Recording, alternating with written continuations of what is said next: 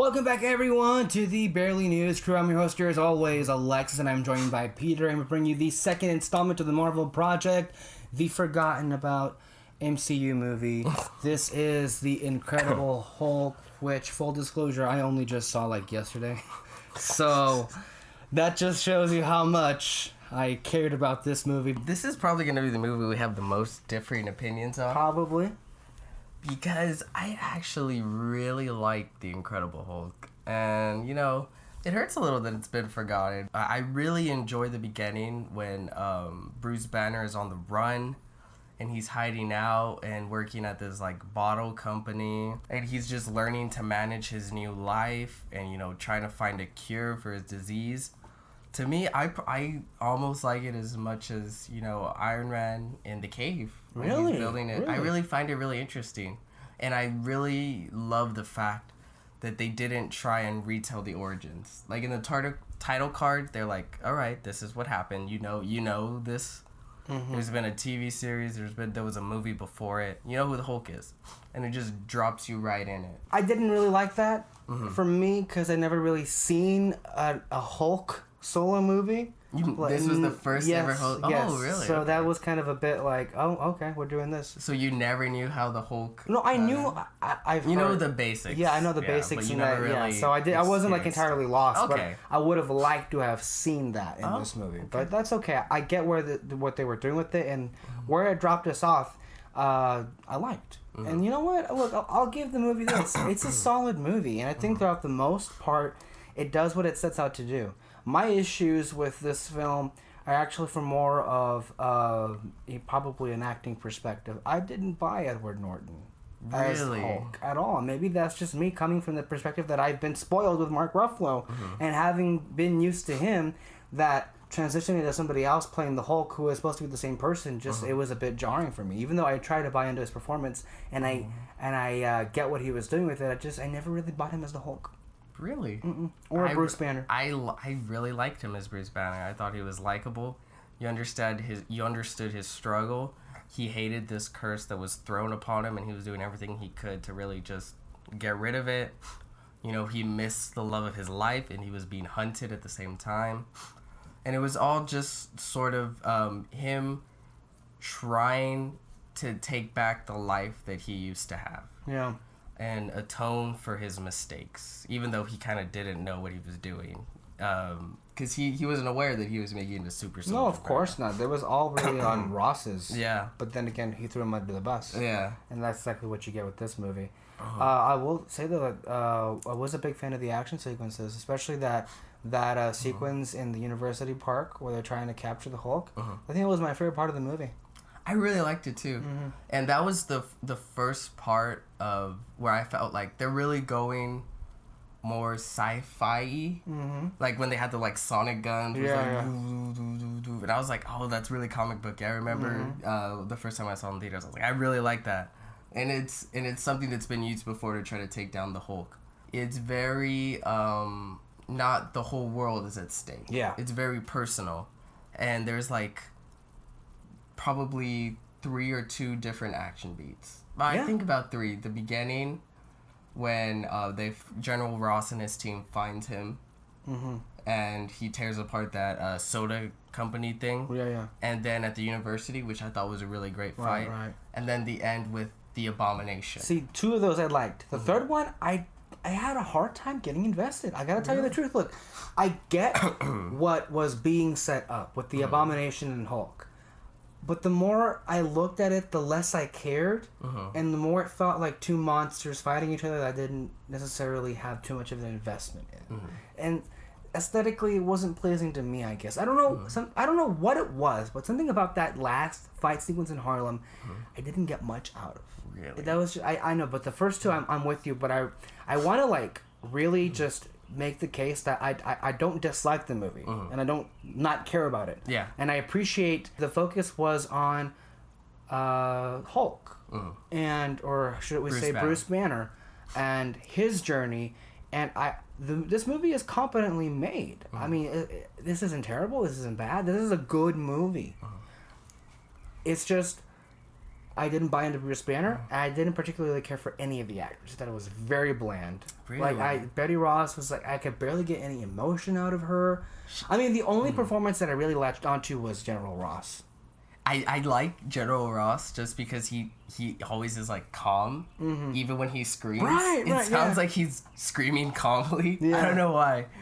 I think it's just the actor. Maybe William Hurt. Yes. William Hurt, it is. Yeah. I think it's his acting. Yeah. But I love it. I think it's cool. I was growing up, you know, little nerd. I loved all these comics, and one of my biggest superheroes that I loved was the Hulk. And I got everything I really wanted out of a Hulk movie at that time in this film, like that last fight. Yeah. Like I knew going in who the Abomination was and all of that, and you know him saying Hulk smash and you know bringing it down and him doing his classic like thunderclap and stuff going everywhere. That was pretty cool. Like for me, what makes Hulk the most entertaining as far as action scenes is when he's just going at it toe to toe. And this was the one time in the entire MCU universe where Hulk went against someone where it was like he was equal. Yeah, that's or true. Even better. So they could just let loose and just do we not count the Hulk go Buster? Crazy. You know what? Yeah. Never mind. I take that back. You can count the Hulk Buster. Because the Hulk Buster was pretty on like. Yeah. Okay, I take that back. Hulk Buster. But it was the first time I'd ever seen it in live action. the first time, and that's what makes it count. It's so that's why I don't know. For me, maybe it's just me. Mm-hmm. I fully admit, maybe it's just me. I just have a really soft spot for this movie. I really like it. Like everything that you say, like you don't like. What's his name? Bruce Banner. Mm-hmm. And you found him kind of bland. I really liked him, and I fell for him more so than maybe any other iteration. Maybe. I'm not saying that I still think Mark Ruffalo, I like him better as the Hulk. Mm-hmm. But here I had the most sympathy for him. Oh, well, you do feel sympathetic for Edward Norton's.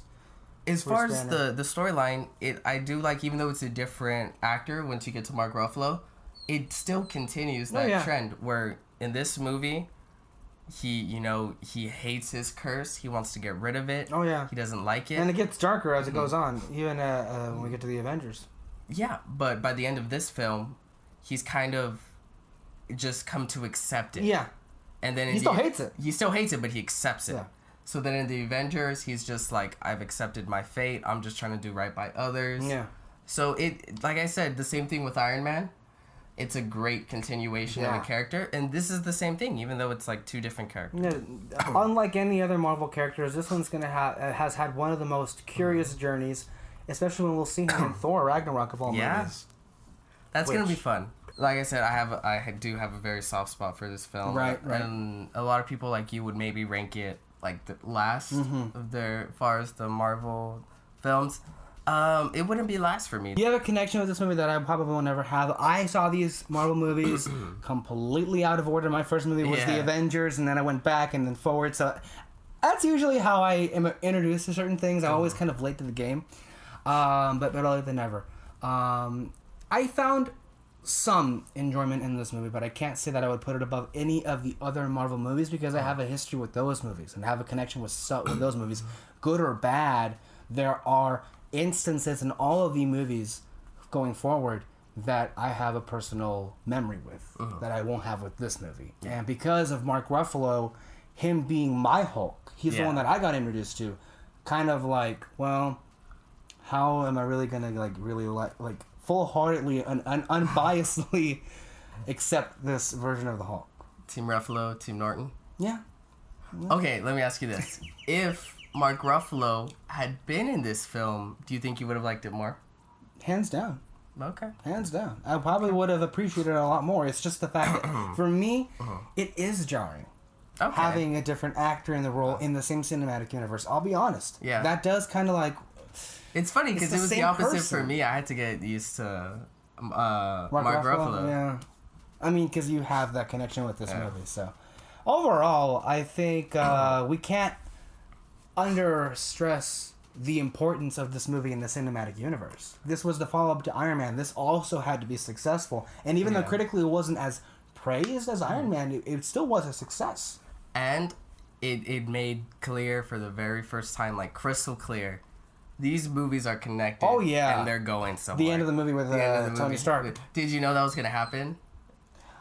I think I did, yeah. You think you did? Yeah. Okay. I saw it like years back, Okay. like this guy from the Hulk, and it's like, oh, okay, I get where that happens. Okay. I remember the first time I saw that was in the theaters, and I had never seen the original tail end with Nick Fury and Iron Man. Uh-huh. So when I saw it, I was like, oh my god, you know, like I started losing my shit. I was like, we're putting together a team? What team? Like, don't end. Like, I cut to black. I got so pissed off.